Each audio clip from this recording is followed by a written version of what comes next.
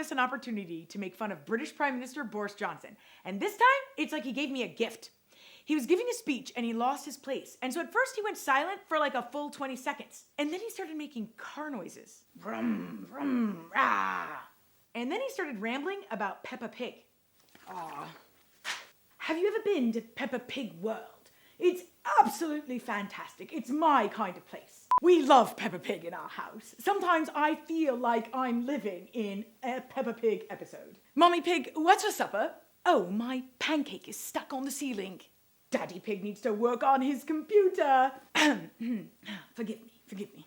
What were we discussing?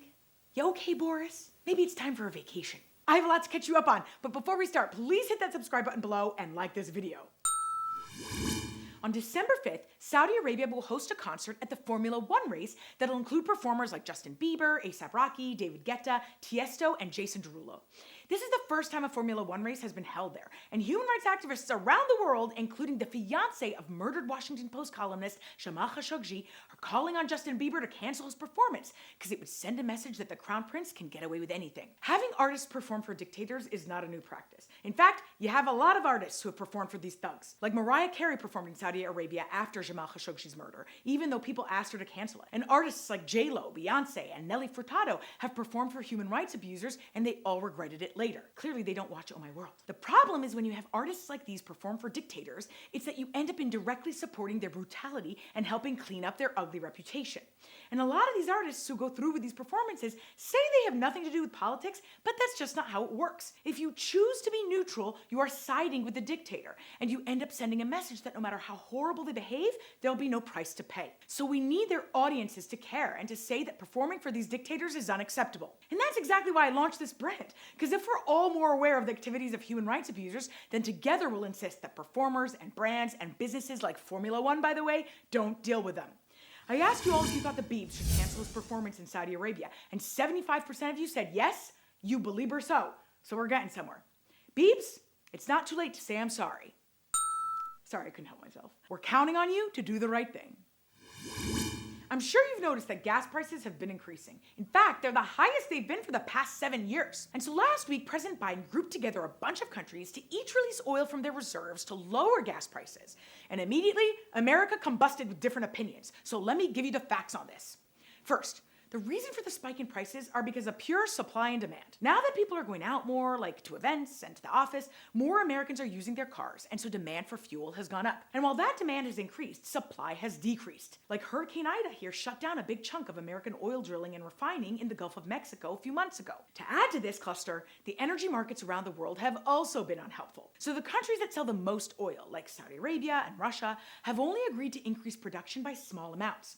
And President Biden and others have pushed for higher exports, but most of these countries aren't giving in part to hit us back for some of our national security policies toward them. It all goes full circle. So in response, Biden and other world leaders tapped their strategic oil reserves. But before you get excited, Biden only released 50 million barrels, which is how much fuel Americans consume in 3 days. So this wasn't entirely about becoming self-sufficient, but rather about sending a message to the major oil-producing countries that we have our own oil anyway. I like the message, but it seems more symbolic than effective right now. The extra piece to this is that major energy companies are also to blame, since they're trying to recuperate the proceeds they lost from the first half of the pandemic when demand for gas plummeted. In fact, the world's publicly traded independent oil producers will make record profits this year. And this stuff matters a lot, since these increasing gas prices have played a major role in increasing inflation in the US, with prices climbing 6.1% in October alone. Bottom line is, while we want to point the finger at Biden or the Saudis or the US energy companies, in the end, it's all their fault. And given the game we'll have to play to help the situation, it might be a while before prices go down.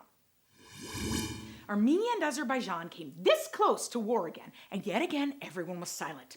The latest trouble actually started in May of this year, when Azerbaijani soldiers first crossed into internationally recognized Armenian territory and occupied 16 square miles into Armenia. Then in July, you had clashes on another part of the shared border.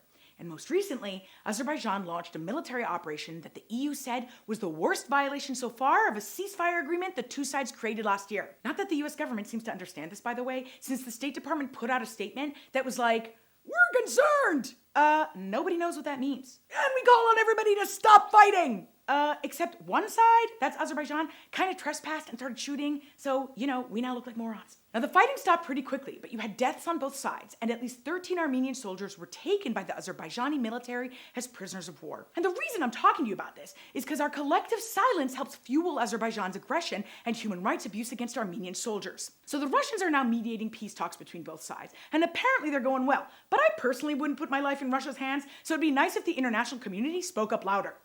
Luckily, I got to talk to Armenia's human rights defender, an ad hoc judge in the European Court of Human Rights, Arman Tatoyan, and we spoke about his daily fight for human rights, how Armenians continue to face hatred, and why it's so bad that the international community is basically ignoring this problem.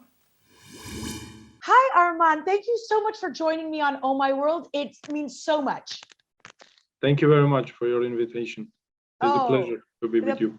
The pleasure is mine. The pleasure is mine. It's not every day that you get someone whose official title is human rights defender. I mean, that is an amazing thing to be. Thank you for your work. Thank you very much.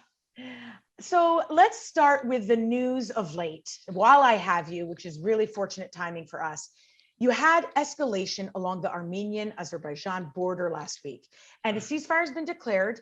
And I understand that at least 13 prisoners of war have been taken, if not more. And I imagine that a big part of your job is fighting for the human rights of these prisoners, ensuring that they're humanely treated, obviously hoping that they get released. Can you tell us a little bit about that fight, how that's going, and how you understand things to be for these prisoners? Well, the escalation was on November 16, and on that very day, 13 Armenian military servicemen were captured by Azerbaijani armed forces.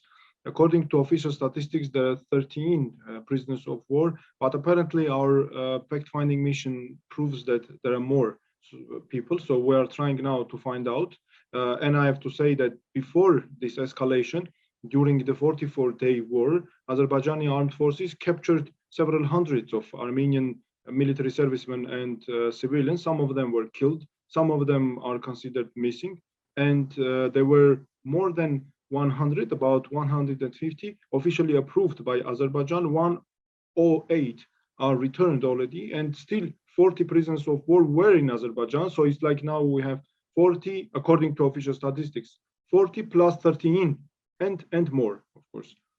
And the main issue is, as you very rightly mentioned, the protection of their rights, so that they are treated, they are not treated inhumanely. Unfortunately, all of them who returned, they testified that they were subject to severe torture, cruelties, and apparently they live there under threat for their lives, real threats, and I have to say constant ill treatment and torture.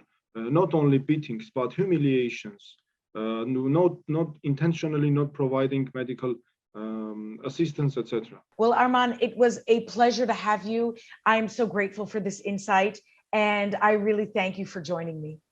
Thank you very much, Hagar, for this very important interview, conversation, and your professional questions. Thank you, and good luck with this work. Arman and I actually chatted for a while, and it's a super interesting conversation. So if you want more, you can catch the full interview with Armenian subtitles on our channel.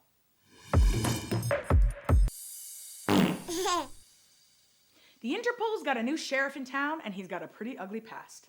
General Ahmed Nasser al-Raisi is the Inspector General of the UAE's Interior Ministry, and he's been elected to serve a 4-year term as president of Interpol, which stands for the International Criminal Police Organization. Interpol is kind of a necessary thing. This is a global police who share information with each other to help fight global crime. Like, they're often the ones who catch criminals that try to escape and cross borders. So they're catching arms traffickers and drug traffickers and terrorists. So generally, we want a good Interpol. But this dude has been accused in multiple lawsuits of being complicit in torture, and human rights groups say that he failed to investigate credible complaints of torture against UAE security forces. Now, it's not my job to conclude what this guy did or did not do, but given how important Interpol is, you would think that the idiots who elected him would have thought that maybe they should appoint someone who's got a cleaner bill of health. Like, dude, you didn't steal a hamburger from McDonald's. You're accused of enabling human rights abuse. So by having these allegations at all, when you put a guy like that at the head of an organization like Interpol, you end up creating distrust with the organization. And the reason that matters is because Interpol really does play an important role, not just in fighting crime, but also ensuring that activists and dissidents who are wanted by other governments aren't wrongfully arrested when they travel. And it's happened before. When Interpol was led by a Chinese government official a few years ago, China misused the organization to seek the arrest and extradition of individuals. And Interpol arrested my friend and human rights activist Bill Browder in Spain under a ridiculous warrant the Russians had put out for him. Luckily, they figured it out and he was released. But my point is that Interpol can easily be exploited, especially if you have an official of an authoritarian state leading it. For that reason, this general and the fools who elected him are on my list this week.